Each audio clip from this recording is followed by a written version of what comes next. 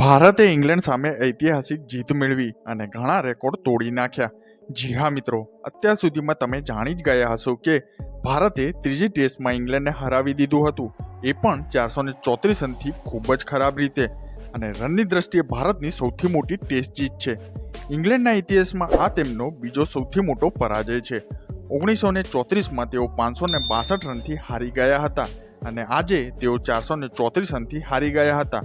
એટલે કે આનો અર્થ એ થયો કે રોહિતની કેપ્ટનશીપ હેઠળ ભારતે પહેલા જ વનડેમાં પોતાની સૌથી મોટી જીત નોંધાવી હતી, પરંતુ આજે ટેસ્ટ ફોર્મેટમાં પણ તેમની સૌથી મોટી જીત નોંધાવી છે અને તે WTC ટેબલમાં પણ ખૂબ જ સારી દેખાઈ રહી છે, કારણ કે ભારત હવે બીજા નંબરે આવી ગયું છે.